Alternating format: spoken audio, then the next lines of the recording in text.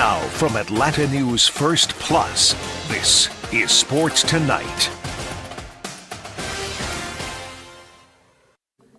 Hello and welcome into ANF Plus Sports Tonight. I am Ellie Parker here with Connor Hines. We're back, Ellie. We're back.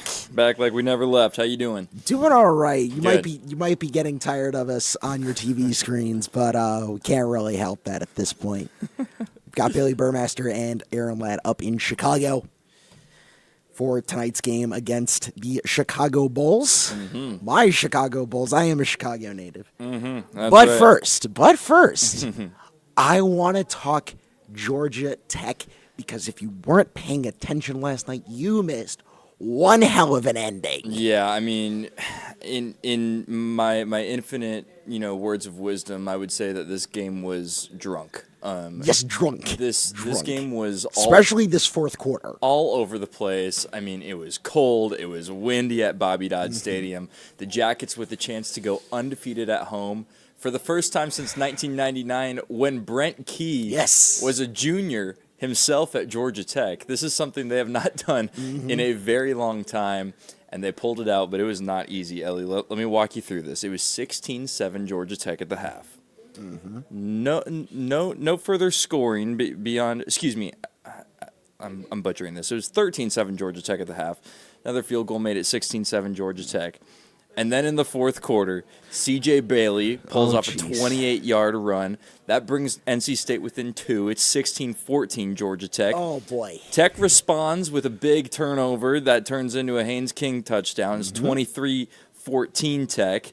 Then NC State scores again. And then again, Wolfpack go in front 29-23. 53-yard touchdown run by Hollywood Smothers with a minute 30 remaining. So a minute 30 remaining. It is 29-23 North Carolina State. All name team, by the way. All name team. Smothers. And then the Jackets march down the field 75 yards in a minute 8 seconds. You have Aaron Philo and Jamal Haynes basically putting this team on their back. Yep. Multiple runs for 18 yards. Give all the credit in the world to Aaron Philo. True freshman quarterback, Prince Avenue Christian grad. He's a local boy from Bogart. Look, I mean, you couldn't ask much more of that kid in that situation. This is a team that's been using Haynes King and Philo interchangeably, especially because Haynes has been banged up. And they've used Haynes King primarily as a runner because he's a really dang good runner. And Philo's got the arm, but guess what? He won this game with his legs anyway. Won this game with his 18-yard score with 22 seconds remaining, and they weren't done. North Carolina State marches down the field to the Georgia Tech 41. As time expires, kicker Colin Smith shanks the 58-yarder wide left. And the Jackets escape with the win. And Ellie, he had the wind at his back. Yeah. I mean, as a Jackets fan in that spot, you're not feeling great about it. Even as a neutral covering this team, I was sweating watching this. Right. You've got a knot in your stomach for sure. Hey, it wasn't easy, but Georgia Tech pulls it off. Wasn't easy, but it sure was fun. First undefeated season at home since 1999. Pretty special, and as you'd imagine, Brent Key and company pretty juiced up after that one. So let's hear from Brent Key and Aaron Philo after this wild win. They kept fighting, kept scrapping, gave up some plays. Didn't have a lot of success in different times. Weren't consistent at times, but then found a way at the end to get what we needed. Bailey came up with some big catches out there. Eric, some big catches. Defensively, played really well in spurts, and then gave up some explosives. But I thought we overcame those. But the big thing we did, we were able to create some turnovers on defense tonight and set up a score on one and scored on one. So huge difference in the game. Aiden be able to knock back some of those field goals early was big. From a spot where been kind of his tough area for him, I guess you'd say. Earlier on in the season, in that right hash 32, 33-yard line area. So that was good to see. But, look, you sit there, you look through the stats, and, at the end of the day, what matters is that we came out with a win. Good for the seniors. Proud of those guys to be able to go out, with winning at home and and have won every game at home this year. So really proud of those seniors and happy for those guys. So, credit to Dave. I think I've said before how much Dave Doran, respect I have for him and the program he has, and he's been a good person to seek advice from at different times, and I thought they played a really really tough physical football game. We knew it was going to be that way. We knew it'd come down to a score in the fourth. Didn't know exactly how that would be, but it sure did. So, with that, we'll take any questions.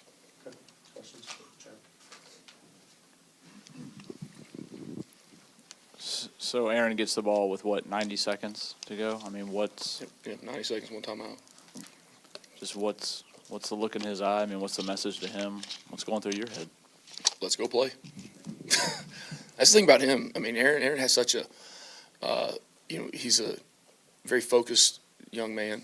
All right, but when it's time to go, he just, all right, guys, let's go. Let's go have some fun. Let's go play. And they were playing two-man. They turned their backs to the quarterback, and he saw it a couple times. Was able to take off and pick up two real big plays with his feet there. And What did you say to him after he scored? I can't remember that. Or not, or I can't say that, one of the two. No. Proud of him. And he gave it up on that last run and, made plays with his feet in as well.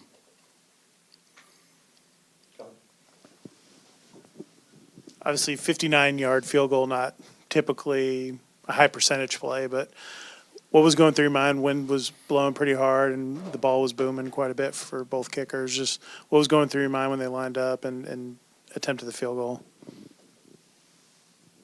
Don't make it. Wind, stop. Everybody in the stadium start blowing the other way.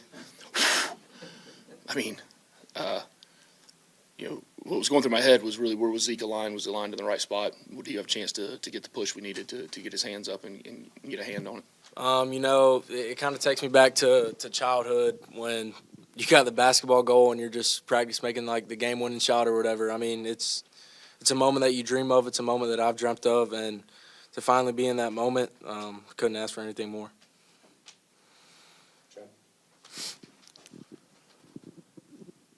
Talk about the final play, though. I mean, Coach said you saw the safeties turn their backs and you took off. It's just what's going through your head when you're crossing the goal line. Yeah, I mean, it's cover two man, two high safeties, and everyone else playing man underneath. I didn't have anybody for me like when I ran, so I mean, just made the play.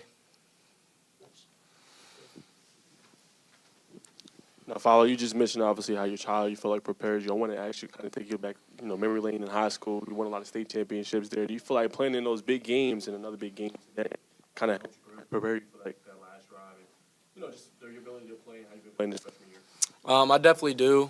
Growing up, always in travel baseball, I'd always play like an age group above. So just playing up to the competition, and then throughout high school, just playing in the state games, the big playoff games, I definitely feel like it prepared me just for these big moments.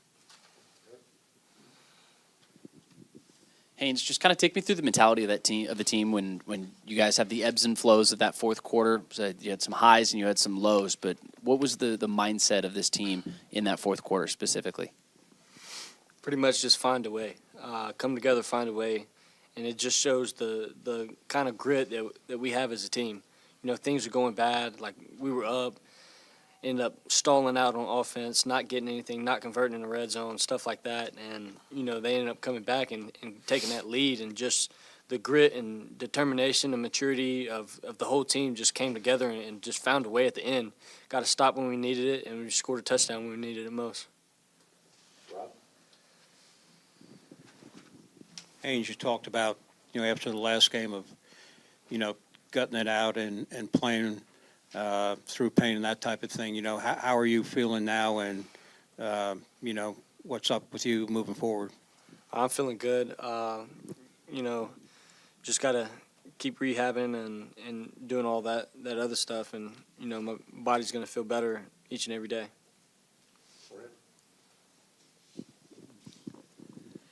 Aaron, Coach was talking about how you have kind of a let's go have fun mentality. How much has that helped you, especially in a situation where game is on the line and you ultimately had to go make a play to give you guys an opportunity to win?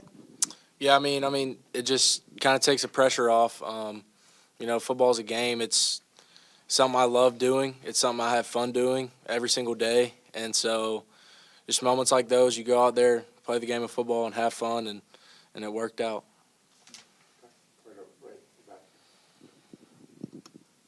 For both of you guys, just what are your early thoughts about getting the opportunity to face Georgia here and what that could mean for this program? I'm excited. The whole team is excited. It's one of the biggest rivalries. Still hats off to them. They're having a great year. But we're ready. We're excited, and let's see what happens. All right, moving straight into what you're going to see later on tonight. On Peachtree TV, the Atlanta Hawks going to Chicago to take on the Chicago Bulls. That's right. Atlanta trying to stay undefeated in NBA Cup play, Ellie. Look, it's a long season. Long season. Maybe a little bit too long of an NBA season. But look, this is a big opportunity for the Hawks to kind of, at the very least, pick things back up after a really defeating loss against the Warriors out west a couple nights ago.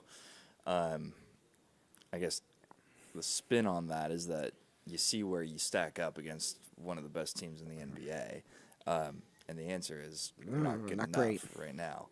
That said, there's a lot of positives to take away from the early goings of the season, and one of those positives, Atlanta with the opportunity to stay undefeated in an NBA Cup play tonight against Ellie's Chicago Bulls. And frankly, these are two very evenly matched teams. Yeah. The Bulls are 10th in offensive points per game. The Hawks are 11th.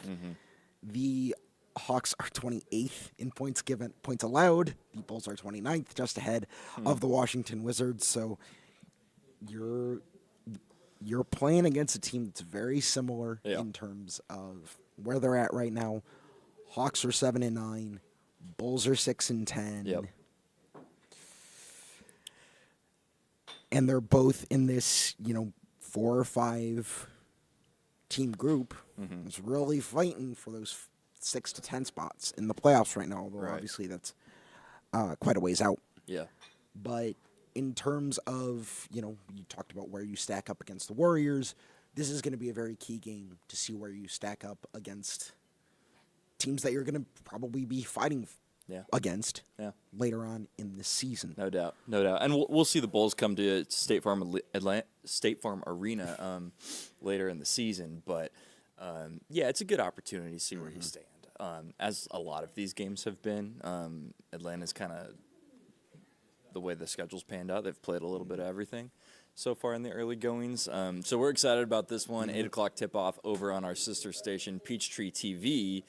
As you mentioned, Ellie, Aaron Ladd, our boots on the ground up there at the United Center, which is just an awesome you just feel the history when you walk into that place, right? And did you go to Bulls games growing up at all? Obviously. Okay. I was a little after the Michael Jordan era. I was more with the Baby Bulls with Kirk Heinrich and that crew. Right.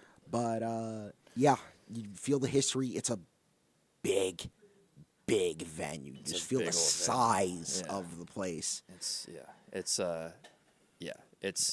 not anything like Madison Square Garden, but it's kind of down that lane of you walk in there and MJ played here. Yeah. And it can get loud in there too. Yeah. Very loud. Bulls fans haven't had much to cheer about in recent games. So let's go to Aaron, who talked to Jalen Johnson and Trae Young up in Chicago. We are in the United Center in downtown Chicago at Hawks shoot-around, talking with Dyson Daniels ahead of the matchup against the Bulls tonight. Hawks trying to go to 3-0 in Cup play. How important are these Cup games to you all, especially trying to rebound from a tough one last time out against the Warriors? Yeah, the Cup game is a little bit more on the line. There's a bit of extra motivation there, and obviously you got the different courts, a bit of money on the line. So, coming in, we're in a good spot right now, 2-0. So, hopefully get the win tonight, be 3-0, heading into our last game against Cleveland. But more importantly, coming off a tough loss against Golden State, which they got us good. So we're trying to regroup, get back in the wins column, and hopefully we can do it here. Do you notice a difference in intensity in these games? I know the league's been doing this for a couple of years now, trying to add some juice to the regular season. Can you feel that on the court in these games? Is it a playoff atmosphere? Oh yeah, for sure. It's a lot more intense, and I think the prize of going to Vegas is pretty appealing to most. So hopefully we can get there. But no, there's definitely more. It's more intense. I think the star players play a few more minutes in these type of games. So there's a bit more on the line. So it should be a good one tonight. Dyson Daniels has been a very popular man around Atlanta here. What was the United Center like? Yesterday we saw you linking with Josh Giddey, taking in the hockey game. What was that experience like here in Chicago? No, it was really cool. It was my first ever time going to a hockey game. So to come here, experience that, I didn't realize how hard they hit. And, they move fast out there as well. So I want to try some skates at one time, see if I can, get out there and skate a little bit. But I know I'll be no good. But, it was pretty special, coming here, spending time with my friend Josh and, going on the hockey game as well. So hopefully catch a few more. What is the state of Australian basketball, just very generally? You talked about Josh, you balling out. There's a lot of eyeballs in the Olympics this off. What would you say as far as the state of Australian basketball right now? Yeah, I think it's growing. It's really growing. There's a lot of young juniors coming through, and we got I think we've got 12, 13 guys in the NBA now. So it's really growing. It's growing fast. We got the NBL over there, which is really starting to show out as well. And I'm excited to see what's to come. But we've got a good national team. Olympics didn't go how we wanted it to go, but unfortunately got to wait 4 more years for that opportunity again. But it's a good time to be in Australian basketball. I was Googling some things to do for Australians here in Chicago. I saw an Aussie pie. Can you describe to me what an Aussie pie is? Aussie pie. I'm guessing it's a meat pie, which is like some pastry with some meat in it, but it's you can really mess it up if you do it the wrong way. So I've had some bad meat pies in America, so hopefully I might have to try it out, get some lunch or something, get a meat pie. But it's really good. They'll probably have some sausage rolls there as well. So a little bit of Australian food, Australian culture, but it's one of my favorite foods for sure. We're on the eve of Thanksgiving here in America. Does Australia have a Thanksgiving? What do y'all eat? Y'all have a big gathering meal, that type of thing? No, we don't have a Thanksgiving. So for us to come over here, and I got to experience my first one 3 years ago, it's definitely one of my favorite holidays. I love that sweet casserole with the marshmallows on top. It's my favorite one. So I'm gonna have to find someone to treat me to a nice Thanksgiving dinner. But it's one of my favorite American holidays for sure. Let's talk nicknames on the way out of here, because you've been trying to nail down one. I heard Great Barrier Thief. We saw the celebration, of course, them walking you off the court. No Dice Spice. We're out on Dice Spice totally. What's your leader as far as nicknames right now? Well, actually, Larry Nance on our team is the nickname giver, and he started off in New Orleans giving me Dice Spice, and now he's giving me Great Barrier Thief, and now he started calling me a Munch for some reason. So we're going to get rid of the Munch and Dice Spice, but I'm okay with Great Barrier Thief, so we'll stick with that one. What is it? It's a Great Barrier Reef, right? Like, have you been there? Have you visited it? Have you seen any pictures or that kind of thing? Yeah, I went as a kid. It's a big reef that run right up the coast of Queensland, and it's really cool. It's like the reef that have all these different kinds of fish and animals there, and you go snorkeling there and stuff. So I think it's just more of the Australian culture, and it being from Australia is why they've given me that name. But hopefully maybe in the off season I'll get back up there. What's this start been like for you to kind of power this new look Hawks team to kind of a strong start, especially defensively? What's that been like for you?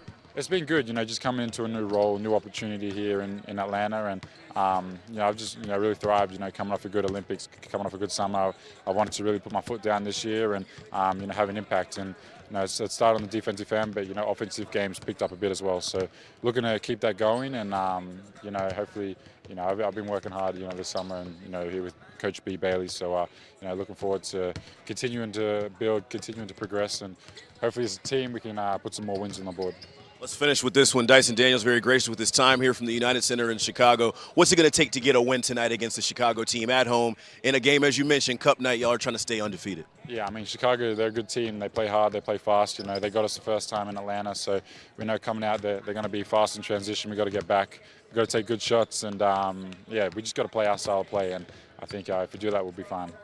Partnership. Obviously, I was a free agent this summer, and so I was able to kind of test some options and look at certain things and look at different brands. But ultimately, this was the brand I wanted to be with, and I grew up playing in Jordans and playing in the EYBL. So I've worn Nikes before and had a lot of Jordans growing up. So it's really a full circle moment for us.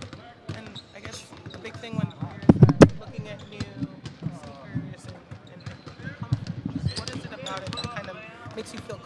in them and want to put a shoe on? Yeah, I mean, there's a lot of things. There's a lot of things that we've already talked with the brand about the shoes and making it comfortable and for me to play in and what I like. And obviously, the latest shoe, the 39s that I've been playing in, are very comfortable. So we got some stuff coming out soon, and we've already been talking. And it's really cool to be a part of this brand already. And I mean, that's all part of every brand you go to. You got to make sure your feet taken care of and you wearing the right stuff and stuff that feels comfortable to you. And I'm doing that.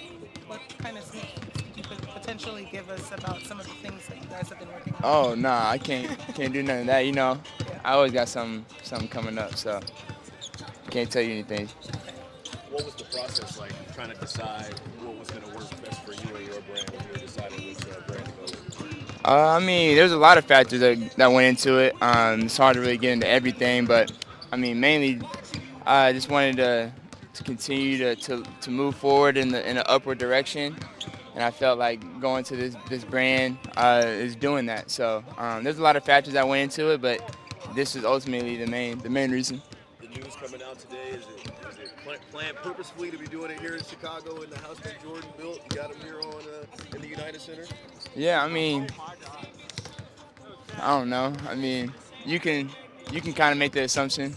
I think you can kind of make the assumption, and maybe you're right. You guys have the potential to go 3-0 tonight in the NBA Cup. Just how has that sort of sparked a little bit more of a competitive environment for this team? You guys play competitively every night, but what more does it add to that sort of aspect? Yeah, I mean it. Obviously, every night and every game is important because it goes to your record. So, I mean, first, that's a big reason why you need to win this game. I mean, just for that alone. But, I mean, obviously with it being a cup game, it helps you kind of forget the game you just played and kind of really makes you have to really look forward to making sure we take care of business tonight, because we've taken care of business so far in these first two games, but that's just the first two. So this is another one tonight that we got to take care of, and that's what's important about the cup game.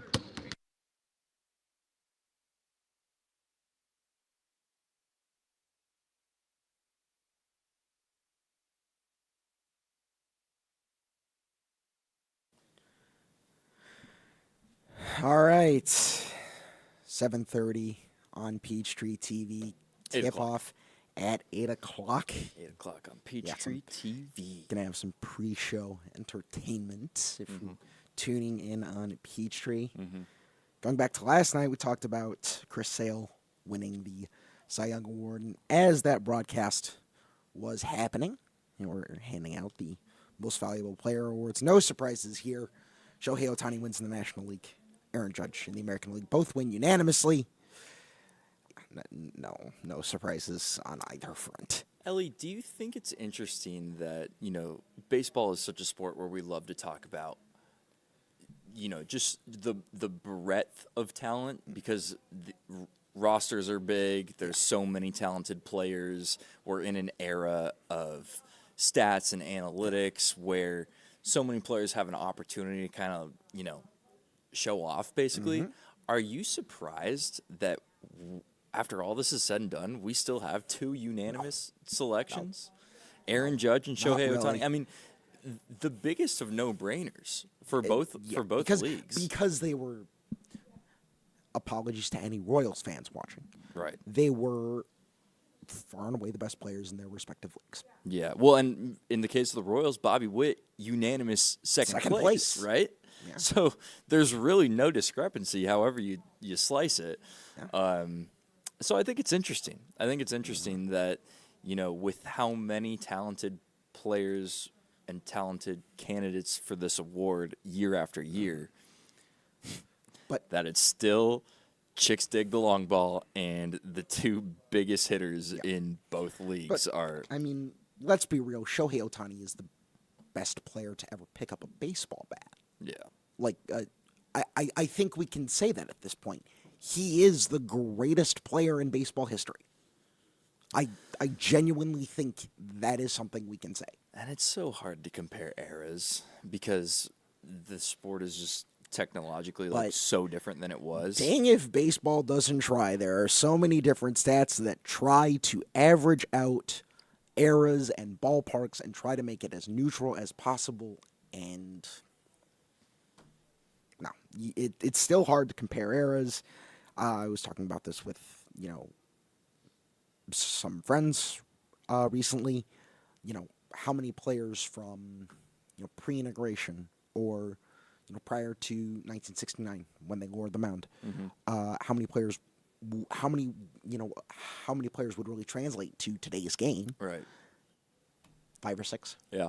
I can name 2 off the top of my head. Yeah, because as the game evolves, so does the talent.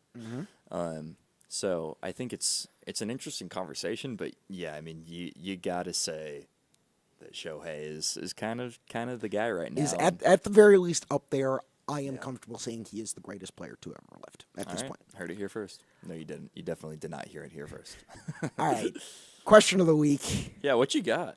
I'm gonna be surprised. Last week, Aaron and I had a little bit of discussion about sports movies and specifically Space Jam 2. Okay. So we're just going to turn this into Ellie's movie corner at this point. Okay. What makes a sports movie? Ooh, that's a great question. I think it's got to strike the balance between like a storyline, like, you've got to be able to fall in love with the characters and their story. But at the same time, like the sport, whatever it is, has to kind of be like the reason for pushing the movie along. Does that make sense? This was interesting because my mind first goes to The Natural. That's Yes. my dad's favorite sports movie, and I love that one as well. My interesting thing, because I looked this up on Wikipedia, like what is the list of sports movies according to Wikipedia, and it had Inside Out 2 as a hockey movie. Have not seen that. I can't say that Inside Out or Inside Out 2 is a hockey movie. Don't know what website you were consulting. Wikipedia. Obviously, Wikipedia is a certain source. yeah, we all heard it. We all heard it in grade school. Don't cite Wikipedia. We know anybody can go on Wikipedia, right? But just, which is what spurred the question. Like, is that really a sports movie? Like, okay, Miracle is a hockey movie. Right. Even Slapshot Yeah. or Goon or stuff like that. Sure. What is like the least sports movie? Like how prominent does the sport have to be in the movie for it to be a sports movie? I think the main character has to play the sport. I think it's got to be a part of the plot, right? Yeah. I haven't seen Inside Out 2, but I'm pretty sure it's not about hockey. Hockey is sort of ancillary to the plot. Okay. But I mean, some people I guess consider it a sports movie. Yeah. So I mean, interesting. I think it's got to be the main thrust of the plot is around sports. Yeah. A given sport, obviously. Yeah. Sandlot, obviously a sports movie. classic. Ford v Ferrari. I think baseball movies are the best kind of sports movies. I don't know why that is. Maybe it's because people talk about being romantic about baseball. Yes. That's the thing. How can you not be romantic about baseball? All right. What's on your mind, Ellie? Man, Daniel Jones has had a hell of a week. Oh, boy. Yeah, he has. Granted, he is released by the New York Giants after being seen yesterday as a practice squad safety. I'm sorry. I shouldn't be laughing. The man is laughing all the way to the bank with his, $20 million left or whatever. $20 million in dead money for the Giants. Not great. What's on my mind, Ellie, is that tomorrow's matchup in Athens features the Georgia Bulldogs and the UMass Minutemen, who have won 2 games this year. As you would expect, Georgia, a heavy favorite, to be exact, a 42-point favorite. I do not condone placing wagers, but if you are the type, there is no way Georgia's winning by 42 points. We know Kirby Smart is a master of not covering the spread in these big spots. Tell me I'm wrong. You're not wrong, is the issue. Winning by 42 against anybody. Georgia's just not going to do it. So that's my 2 cents on the matter. This has been ANF Plus Sports Tonight. For Connor Hines, I'm Ellie Parker. Go watch some sports.